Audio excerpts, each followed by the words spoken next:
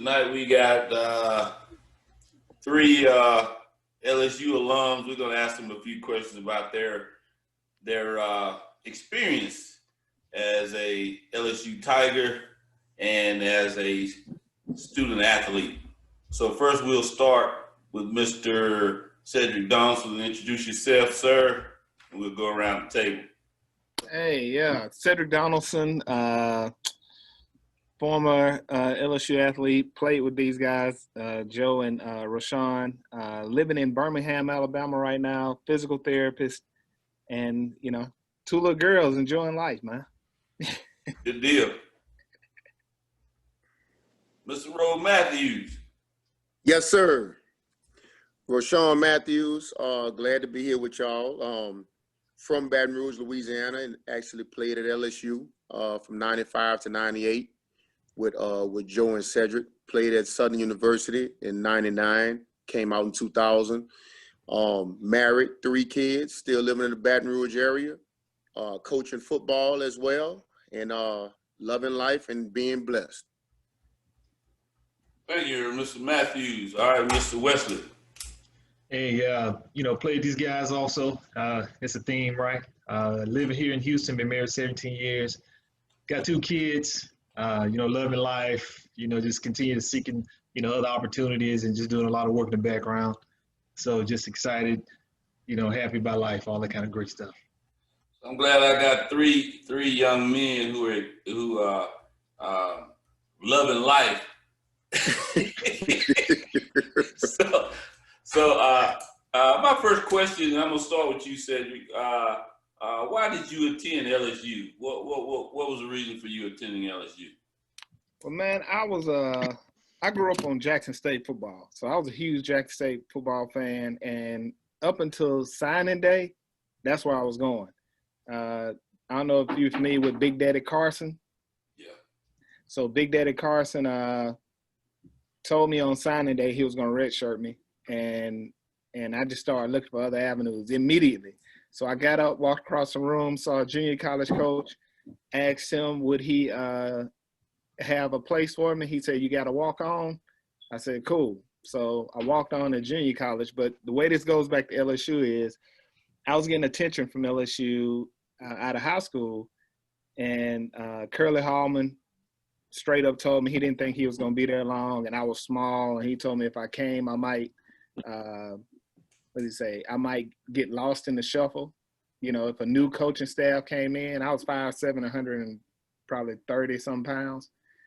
And so when I went to junior college, I had All-American year in LSU, and everybody, came back, and I rewarded LSU for Curly Hallman's loyalty, for being straight up with me when he recruited me out of high school. So that's basically how it happened. So you had that growth spurt in junior college? Man, I stepped on the scale at 155 pounds my first day of junior college, and I left 170 pounds, and I grew 3 inches. Okay. Yeah. So, Mr. Matthews, how about you? How did you end up on LSU's campus? Well, really going to high school and in Baton Rouge, every time you turn on the television, every time you read the newspaper, it's purple and gold everywhere. I was heavily influenced by a lot of the administration and people and staff and teachers and stuff at my high school. And not only that, but at my mother's job, pretty much everybody, around was either affiliated with LSU or went to LSU. Had quite a few other choices at the same time, but I do firmly believe LSU was the best choice for me to make at the time. And then I had obviously on the visits and some of the mentors and guys that I came up looking up to while I was in high school, that they were having a lot of success at LSU at the time, both academically and athletically. So I saw myself doing the same exact thing, following behind in their footsteps. Okay. Joe Wesley. Yeah, I think, for me, it kind of came down to LSU and Southern Miss. And so, my decision process was kind of, I selected both those schools. And then when I went to bed, just kind of prayed over it. And I said, whatever school that I wake up thinking about. That's the school I'm going to. And so, I woke up, the first thought was LSU.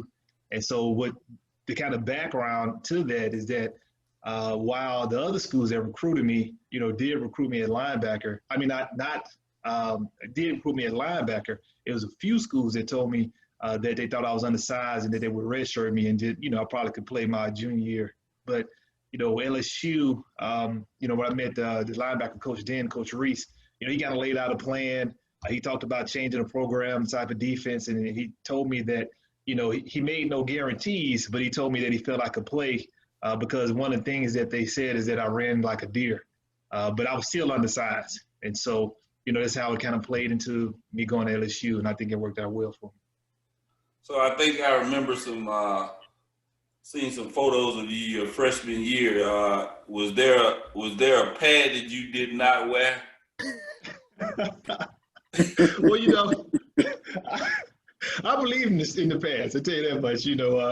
If they gave them to me, I'll put them on, and I'll leave it like that.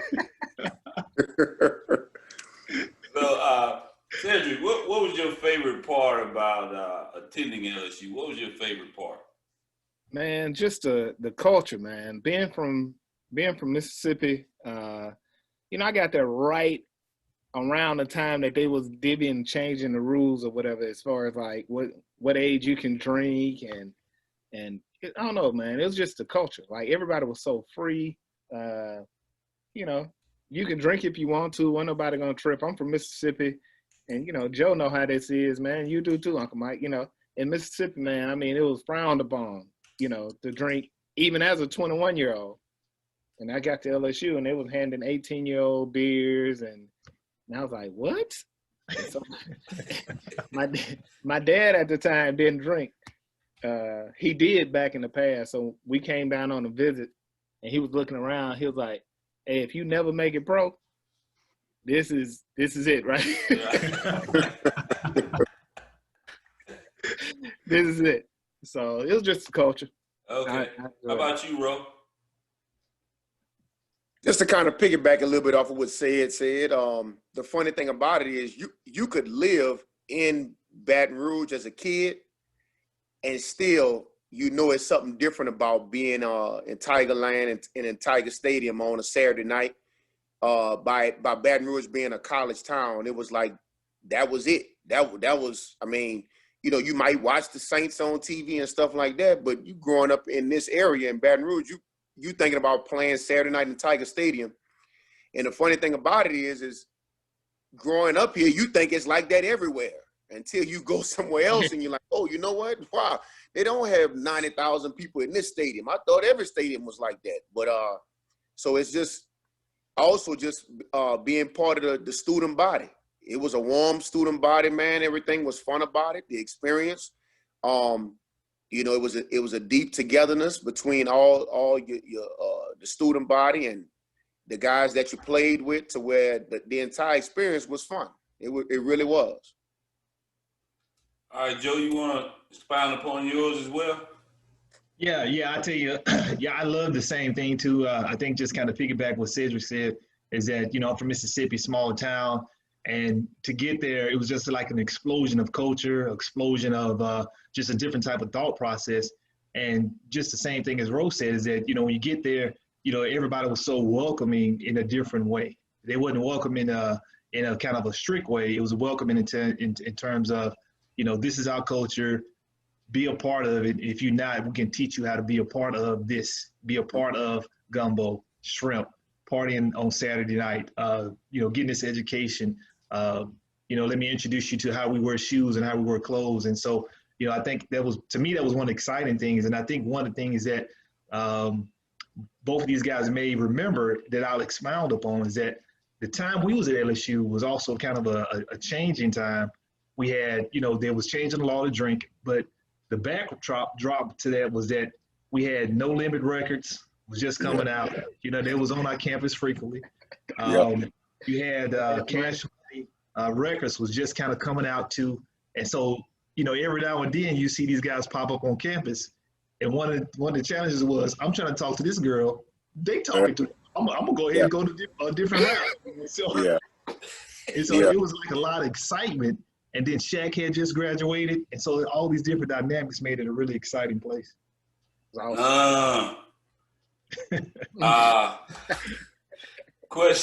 question would be, I'll start with you, Joe. We can come back around on what was your least favorite part about attending LSU? You know, I don't know if I really had a least favorite part. I mean, I really, really loved the campus. I really loved being there. I really loved being there with, all the people that I attended. And I think the least favorite part was, I was just a poor college kid, right? Sometimes you struggle in terms of just understanding what I'm going to do this weekend, clothes, and connections. And I think that the fortunate part is that I did have people around me that did help support me. And so I think, to me, that was probably one of the challenges, for myself. Ro.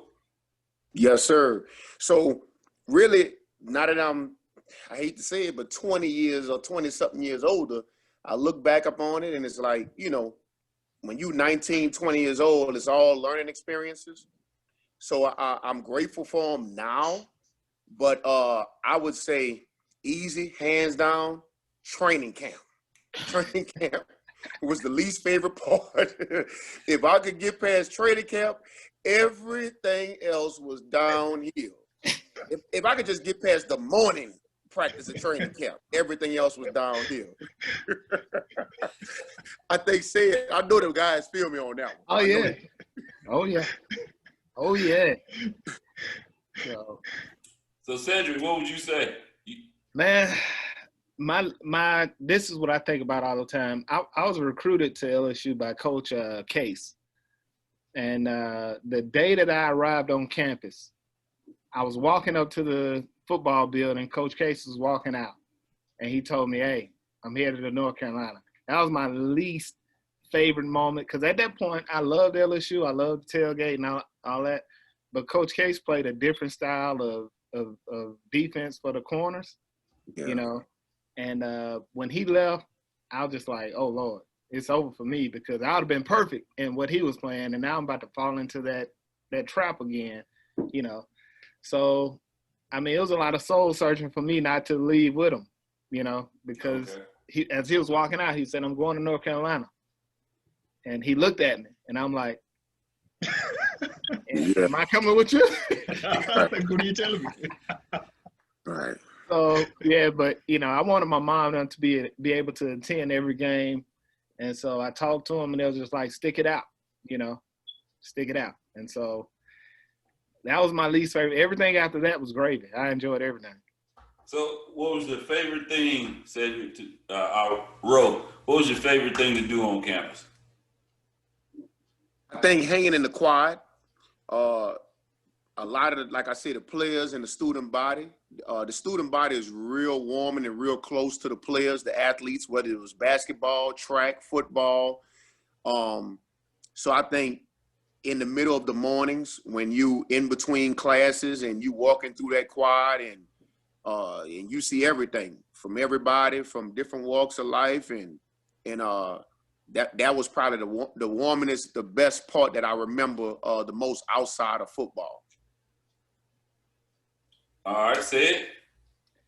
I gotta say, man, my favorite thing was the crawfish balls at Broussard, and with all of the little people that live next door walking across to the Yeah, little people, yeah, the little people over there walking to the cafeteria. So I think that was it, man. Just congregating in front of Broussard in a circle, and with all the different sports, you had track, you had basketball, baseball, and now that when you get away from it and you was like, man, I was at school with like this cat, Yeah. So, man, that was a good time, man. That was a great experience for me. Joe, what about you? Yeah, I think to me the best experience I had was all the relationships that I made. Meeting all the guys, meeting all the people from other sports. I loved hanging out in the quad too. I love hanging out in front of Broussard. But I think to me, what was special about my time at LSU is that, like I'm an explorer, adventurer type person. And so I used to just take time and just walk around campus, see the different buildings and different things like that, just kind of in my free time. So I kind of think just kind of trying to take it all in and just kind of keep it with me. So that was kind of my favorite part of it. All right, I guess I'll have to research the little people. But Those people over there. yeah. So what do you guys think about LSU 4 years after you? Well, let's just say 1 year after you graduated, not necessarily 4 years after. 1 year after you left LSU for the last time. What did you think about the school itself? Man, for me, I wanted to go back. I was like, man, because I wanted, I didn't get to play all my years there. So I only got to be there for 2.5 years. And so, I was looking at the record books and I was like, man, I only played 2 years and I'm here in the record books. If I'd have got a chance to play 3 years or 4 years, like, I think I would have been a force, but not to take, I enjoyed my junior college time too. So I wouldn't, go back. I just trying to steal a 5th year. Okay. Ro. Well, for me, the experience probably was a little bit different. Just 1 year after I was gone, I was probably having an even better time across town. But looking back across town, the biggest thing I took from it was I really did enjoy the relationships that I built. And I kept up with those guys no matter what, even to this day. And so being able to turn on a television set and watching those guys that were, 1 year younger than us, 2 years younger than us, getting a chance to win and, explore their dreams as well. And then for the even younger guys, once, Nick Saban started his tenure coaching, just to get a chance to keep up with them and follow those guys. So it was well deserved, and they deserved it. They deserved every bit of it. All right, Joe. Man, that's a tough one. Because 1 year later, I was just kind of thinking about, what did I leave unfinished? And so, I wanted to just kind of go back and make sure I could finish my degree. And so that's what I was always thinking about. I was 9 hours short, and I was trying to do it while I was playing, but I really wasn't successful. So, so that to me, that's what I was thinking about. Just trying to finish out those nice few hours of degree. What aspects of football get you excited or got you excited at the time that you were playing? What aspect of it? I'll go first. I tell you, for me, the aspect of the thing that I still kind of get excited about right now is the feeling you get after a big play. All right, it's almost kind of like I would practice. You go to practice and that'd be cool, and then you sit through all these meetings. But when you get to game day, it's kind of like that feeling. You make a big play, you stand up, and it's like everybody goes blank. Nobody's there, and you raise your hands, and everybody's like, "Yeah, we're singing just for you, Joe. Just Joe, hey, yeah." That's how I feel. So, all right, Ro. That probably is the best part about it. But even though you remember certain games and remember certain plays, probably the biggest thing I took with it is the relationships. It's we can actually go in and like say it and Joe vouch for it. We can go 10 years without talking to each other. And as soon as we see each other somewhere or pick up the phone or whatever, it could be all over social media, it's just like we just saw each other Right the back. week before or 2 days earlier. Yep. It's like we all picked up right where we left from, and then we find out, you know what, man, ain't a damn thing changed about you. You still up. Yeah, you cracked the same joke that you cracked when you was in school on you today. Hey, my thing is, I used to love like watching film, and that's probably why I missed so many picks, because I would see a formation or something come out the huddle, and I know what it is, and I'll be so excited. I'm talking about shaking back there, knowing what's about to come, and either I'm about to drop this pick or I'm about to score. Uh, so I used to get hyped before the play started, and then after the play, I could kind of remain calm if I caught it. You know what I mean? I dropped a lot of picks. So that kind of led me into my next question, which was describe how you got focused before a game. What got you focused before a game? Michael Jackson. Don't stop till you get enough. I can listen to real hype music, like up until like an hour before the game. And then I had to have something to bring me back down because I get overhyped. Yeah. So I had to have something to bring me back down. So I used to listen to Michael Jackson all the time. All right, Ro. Music did it for me too, but I think really what got me to focus in was like just, which I'm sure music does it for the other fellas too, but visualization. Just you didn't went over these plays so much throughout the course of the week, the past 3-4 days in practice. You watch so much film on it. You pretty much know everything about the guy, from his height and weight, who you about to go against, to everything. His every move he gonna make in certain situations. What his mama name is? Nah, that's right. you didn't visualize it so much to where it's just like, that's why I could understand. I'm laughing when Said talked about he knew when the pass was coming to him. He was so excited. You really knew it was coming. It was coming. Joe? To me, I was, I guess I agree the part about visualization. So I would listen to music up to they used to give us kind of like that last call. And so when they gave us that last call, I take my music off and just kind of get quiet and just kind of get to solitude. And what I would do is just kind of come up, what's my end game goal? And so once I realized I could get to the ball, my goal was always, okay, how many tackles I'm going to get this game? Can I get 10 this game? Can I get 15 this game? And to me, that was the thing that I used to do, just try to figure out, okay, how many can I get with this team? So I'm going to ask this question, and I know I'm going to get in trouble with this question because I'm probably going to get the same answer when I ask this question. What was the best game you ever played? Oh, okay. So let's take away that Florida game because I know that was good. All right. Yeah. Let me see. For me, I think the biggest play, and I tell people this, I think this was a bigger play than in Florida in my head because it was against Vanderbilt. I blitzed off the corner and put pressure on the quarterback, and he threw it up downfield. Charles Smith tipped it, and I ran downfield and picked it on the sideline. Yeah. And I'm like, so I got a quarterback hurry and a pick in the same play, man. So I thought I should have got a ESPN nomination for that one. I think so too. It's not too late, Sid. I think actually I have two of them. So obviously coming off of that Florida game in '97, I mean, man, we just kids. We 19, 20 years old. We just riding on cloud nine, of course. And so the game plan going into Ole Miss the very next week,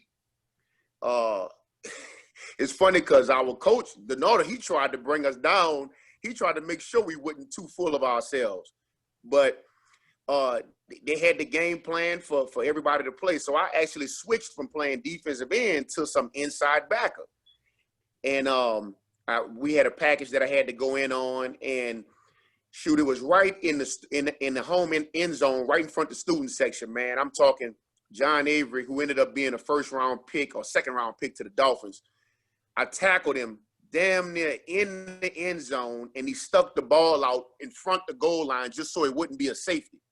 And I mean, everybody was jumping, and that was probably about my most exciting play, other than a bunch of others. But then also I got to add into this, playing across town at Southern University, my senior year in '99. By that being my fifth year, my last year, and I wasn't even thinking about the NFL. I just wanted to have fun and just ride out and let my family see me play, and to actually play in the Superdome in front of my home family, and for everybody to be there to see me play and to get a sack and have my name called in that game. and to walk out of the locker room, to literally walk out of the locker room after the game and have my entire family standing there cheering me on. That was probably the most heartfelt part, those two plays at two different universities. Oh, did you drop a tear? Damn near, almost. Man, it's just like it was yesterday. I still could see it too. Oh, yes, sir. All right, Joe. For me, it was a Mississippi State game. So we played Mississippi State in Mississippi, and what made it so special is that I had some guys from my high school and a couple of people there from my hometown that I still kept up with at that time, in college. And so, that game I went out, I think I had like 15 tackles, made a couple of big plays. I think I maybe forced one fumble. And so that was probably my best individual game as a player.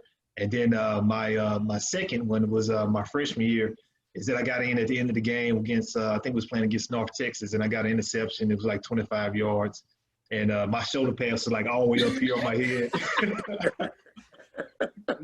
And so, that was cool. And I think the crazy thing about that game is that the next day they had a piece in an article. Somebody had quoted my teammates saying that, that team is bad when you got people making interceptions that you don't even know. and I didn't even know about it. My teammate came and said, "Hey, man, I'm sorry they misquoted me." And I was like, "Hey, man, don't sweat it." So it was kind of that deal. Can't take that interception back. Yeah. So, what makes an excellent football player? Oh man, I don't know, man.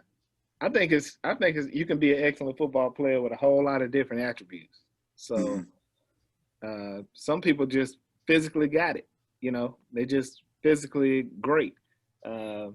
Like I thought I was a pretty decent player, but I was more cerebral. I wasn't physical.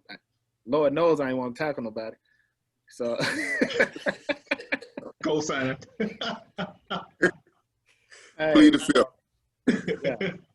So I think a player that want to be great will figure out a way to make it happen. Okay, Ro, what you think? I think a lot of your great players have attention to detail, but like said, obviously there's some things that we believe is God given, that they're blessed with, whether it's speed or height or long arms or whatever. But I think the attention to detail, and then also just to compartmentalize mentally, not to let any moment get too big or too small for them. So along with, paying attention to detail. So like, we three defensive players. So down and distance tell us a lot. Then obviously whatever type of offensive set they come in. So if I can process all this stuff pretty fast before the snap of the ball, then, keep my eyes on my keys and stuff like that, pretty much I'm going to be in pretty good place to make a play virtually all the time, especially if the ball is coming my way. So that's pretty much for me, attention to detail and just compartmentalizing the moment, not letting it be too big or too small. All right, Joe. I agree with both of these guys. I'll just add that, you get a player who can put it all together. I think that's what is rare. I'll just kind of say, like in my case, is like I knew I wasn't physically gifted, but, I had an engine, meaning that I just wanted to, right? Effort. And so, if you got a player that's just like this guy says, they compartmentalize, think about the game within the game, and you got talent, and you want it better than everybody else. I think that's what really achieves greatness. And so, when you see football, you see players who got one aspect, and so that's what they mean by that kind of once-in-a-lifetime player. I mean, this guy got the measurables. He's strong, he's fast, he's a thinker, and he wants it, meaning that he's just high effort. And so, you rarely see a guy that can do stuff like that all the time, consistent. That's Michael Jordan. Yeah. Yeah. Right. You rarely gonna run across him. So, have you guys ever had a teammate that you got into it with on the field during a game? Oh, yeah. Yeah. Yeah, I got into it with explain it, Mark Joe. Roman. You know, me and Mark was so in our defense, the linebacker set the defense. I set the front, and then whatever the front was, the DBs was supposed to set. Mark was supposed to set the call, and so I forgot who we was playing. It might have been the same Mississippi State game, and so I was sitting in the front, and he was trying to call a different defense, and I was like, "No, you're supposed to call this defense for the safeties," you know. So that was kind of one, and then I think the second time is we was playing the Ole Miss, and so I got to a Booger because he was taking a liberty to go. So we had a defense. He was supposed to hit, let's just say, A gap, and I was supposed to hit the B gap, and so he kept taking the liberty to do his own thing, making a play. And so I was pissed off because I kept getting blocked and I couldn't make the play. So that was my kind of two times. But other than that, I was pretty cool with everybody, you know, and calm because I was always cerebral and saying, you know, this is the defense. Look, make sure you're here, make sure you're there, type stuff. So was that the Lou Tepper defense or? No, that was with Reese's defense. Okay. So the difference with Reese and Tepper's defense is that Reese's defense was a 4-3. It was made to, I guess, play off your ability and talent, right? And so if you're a high effort guy, this defense was made for just people to run around and make plays.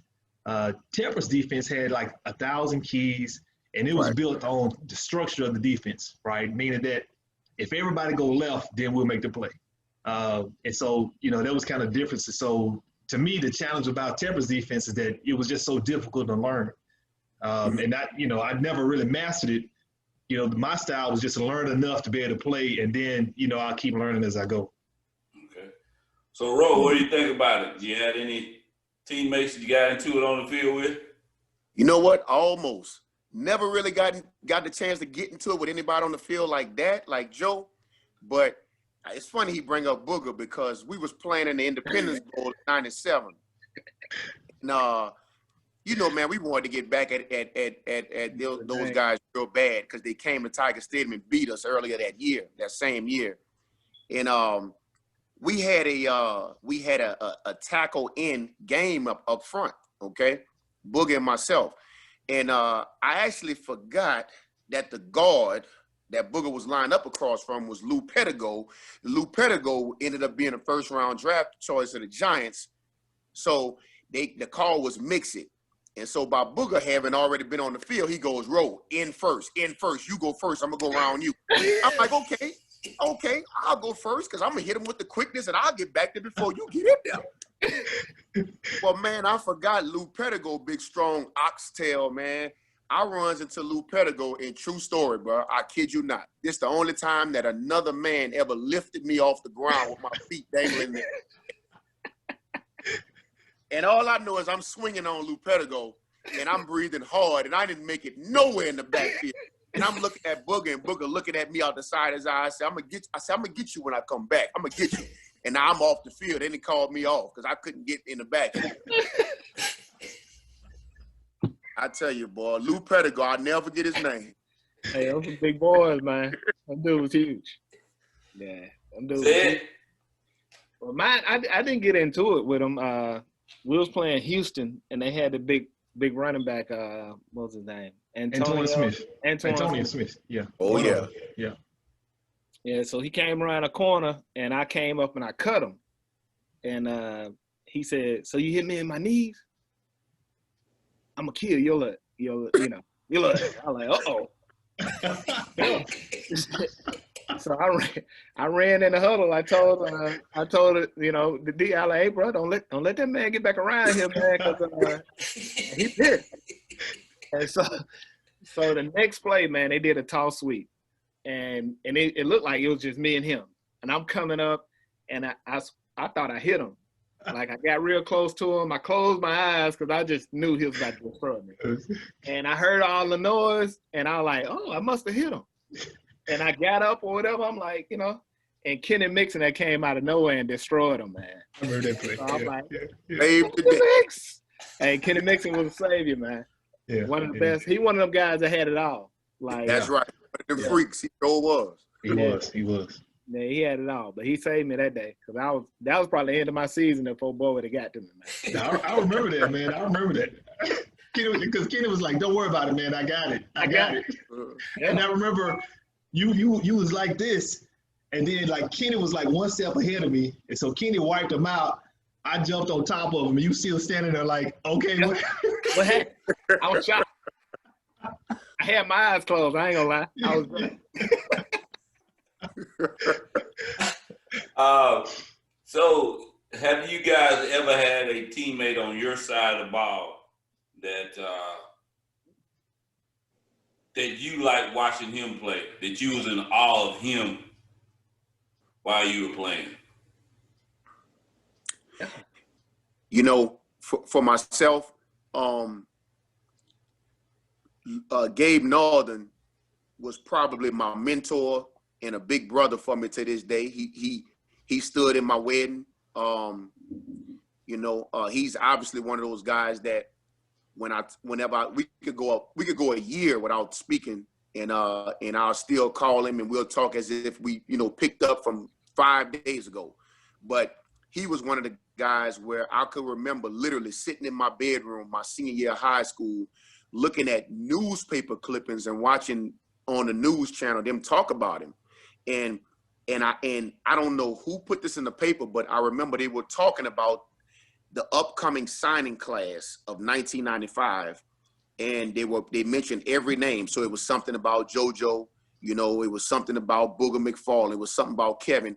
And I remember when they got to my name, they said, Rashawn Matthews, in this guy, LSU has probably landed another Gabe Northern type player. And I can remember saying, man, if I could live up to that, because he was all SEC and he did a bit, and I was an understudy of his. So that was probably the one guy I was always trying to live up to. Plus, he always was a brother and always took out time with me to show me stuff.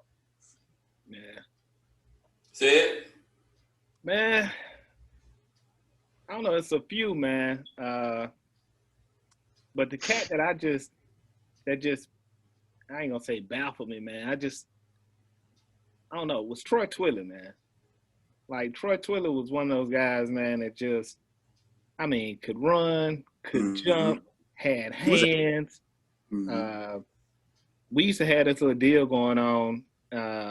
You know, when somebody come up, you know, I come up and try to make a tackle, and I get up and I look at Twiller, and Twiller give me if it's good or not.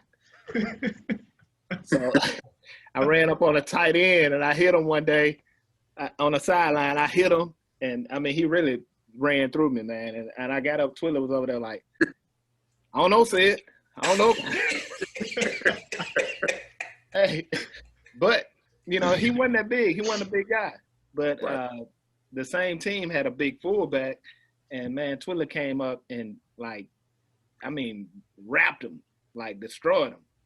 So guys like that, man. And another one is Clarence LeBlanc, man. I used to love to watch Clarence come up. Like, I didn't want to do no hitting, but I love to see people come up, you know, after secondary and knock out blocks or whatever. But I also, me and Joe had this deal going, man. You know, I don't know if people know it, but when Joe made a tackle, I would try to get there and jump on the pile and steal his tackles. And so,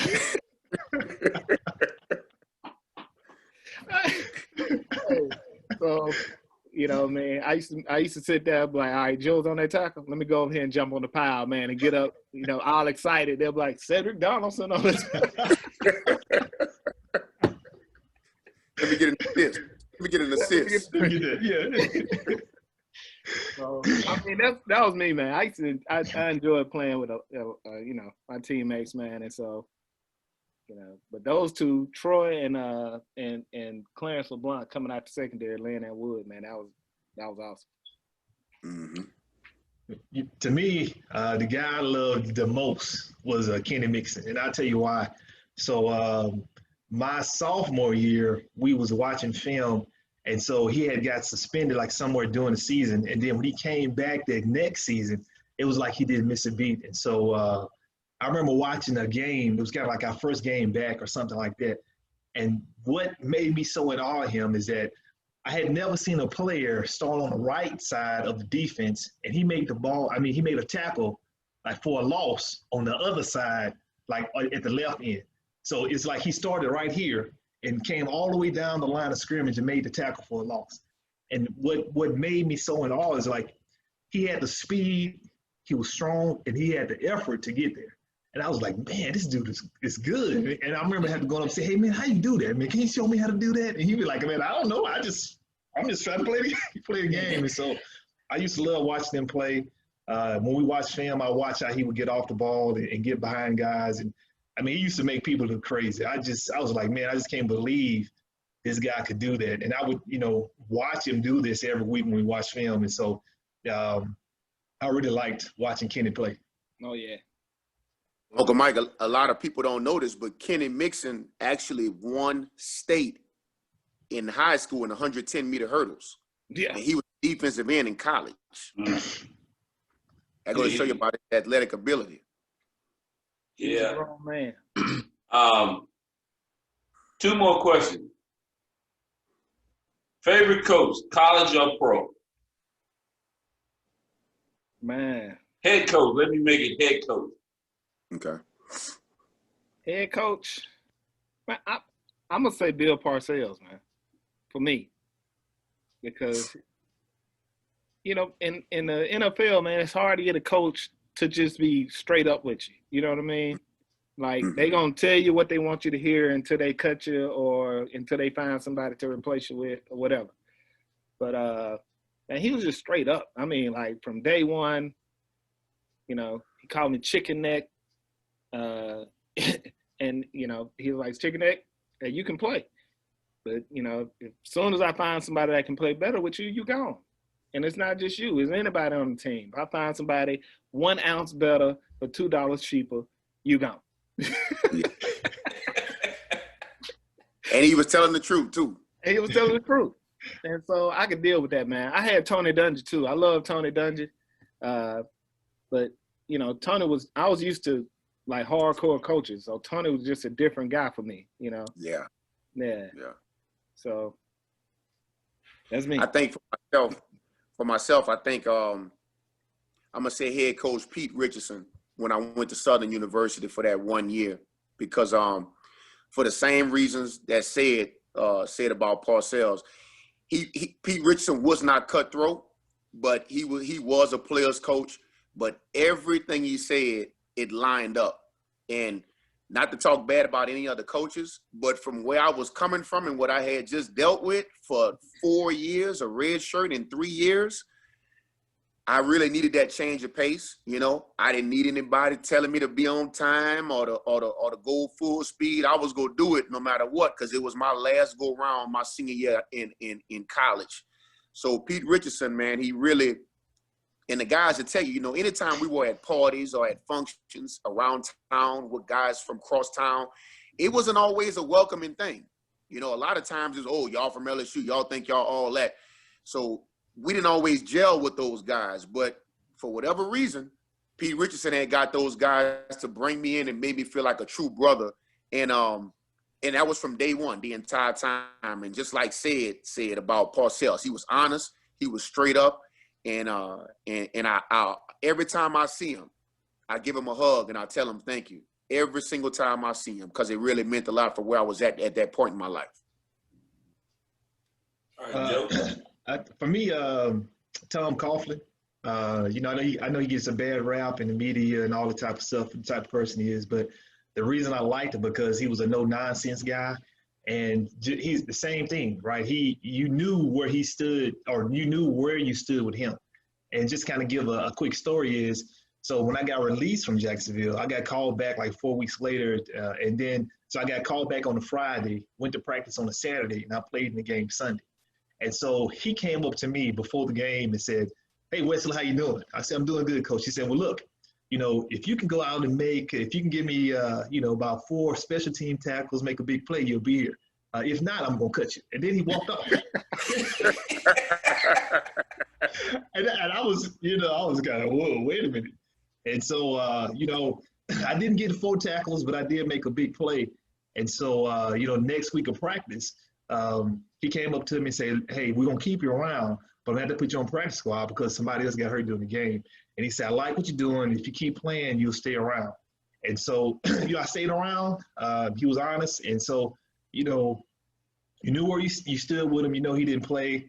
And he didn't play even down to the simplest things in terms of we had a guy who lost a bet, and he showed up to the game in this bright orange Florida Gator suit because he lost, and he got fined for that, right? And so he knew he was gonna get fined for it. And so what I mean by that is that, you know, whatever coach said, he stood by it. He didn't play no games with anybody. So that's why I liked him. And you know, he's just kind of a straight shooter, you know. Last question. So if you were around some young person who had opportunity to attend the university of your choice, short infomercial on telling them why they should attend the university of your choice. Ooh, man. I don't. Am I going first? It don't matter. I hit it first, Ed. So my biggest advice that I would tell them, you know, is to pray on it. You know, these kids today, man, I coach at Woodlawn High School in Baton Rouge, and these kids today, they're so focused on just getting offers. Well, man, I got 20 offers. How many you got? I got 5. How many you got? And I'm like, look, at the end of the day, a free education is a free education that you're supposed to take advantage of, but you can only pick one school to go to. And when my son went to Louisiana Tech coming out of high school, I heard on his visit, the head coach at La Tech said it. He said, look, the guy who has 40 offers might choose the wrong school, but the guy who only has 1 offer, he's choosing the right school to go to. You know, and it kind of puts it in perspective. But my number one advice would be pray on it. Don't get caught up in all the outside drama. And then just to, because I know they're going to say a lot of good things too. But the main thing is go where you're wanted, where you can see yourself fitting in and you're wanted. And I'm going to say this quick story and I'm going to get off of it. I actually found out through Joe Wesley after college, and this was years after, maybe 5-10 years after college, that the same guy who was recruiting him at Southern Miss had actually talked to him during a recruiting visit and say, hey, man, if we can get you and this other guy out of Baton Rouge, this other linebacker, man, that's who we would want. But so that would be my biggest thing. Go where you're actually wanted and where you can see yourself fitting in and being comfortable. Yeah. Spoken like a true coach. Yeah. I would say this. I'm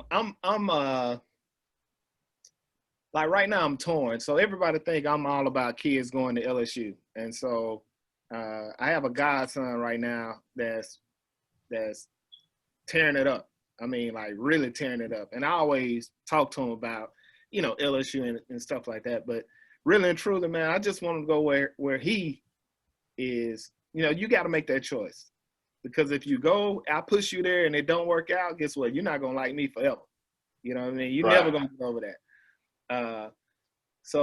But I want to kind of converge this question to this right here. You know, like I said, I grew up a Jackson State fan. And when you are, you know, you're a kid and you got a choice, like you going to LSU for a visit, and Ro could expound on this. You going to LSU for a visit, and you going to like I say Jackson State, because that's the two I compare. When I went on my visit to Jackson State, they was like, "Hey, bro, you know, this your bag. You take your stuff home and wash it. You know what I mean? No amenities." Then when I got to LSU, you know, they was like, "Hey, this is our locker." I mean, our locker room was trash when I got there. You know what I mean? To be honest, we was working out in that little hallway, broom closet, but we had we had a athletic center, you know, for studies and all that kind of stuff. So I was blown away by that. So I'm working with some people now, or trying to work with some people now, man, to get HBCUs to, like, you know, how Africa holds all the diamonds and the gold and all that stuff. Right. HBCUs athletes are like diamonds and gold, and HBCUs are like Africa. You know, I'm saying, like, hey, invest in your diamonds and gold. Like, yeah, I know you want to build an engineering program, but if you build your athletics, that'll build your engineering program. Right. You know what I mean? So that's what I want, man. That's what I really want to see happen. I want to see more kids. I mean, go where you want to go, but I also I want HBCUs to start investing in, because that's what these other schools are doing. They're putting money into these athletes, and you can see that now with COVID. You know, like I saw a meme that said COVID exposed that schools are really sports with some teaching as a side hustle. You know. So that was something that after Joe answered this question, that was another thing that I wanted to get into that I was looking at the time to try to keep a time frame, but I want to expound upon that. So Joe, go ahead. I'll try to keep it narrow and simple. To me is, if you're an athlete, go where you feel like you want it and where you're going to get your goals met. To me, I've always been kind of like a futuristic type person, trying to look, way down the road. And so LSU worked out good for me for so many different reasons. My family got to see me play. Eventually I graduated, and then I got a chance to play. And so it kind of came down to my decisions was, one, I wanted to play, and I knew I was going to get a good education. And so it was kind of like, can I play? And then secondly, first, what's the best decision for me based on my goals, right? And so cut out everybody's opinion but your own, because in the end, when you die, it's about yourself. So you got to make these decisions that you have to live with yourself. Right. So I enjoyed you guys, and I appreciate it.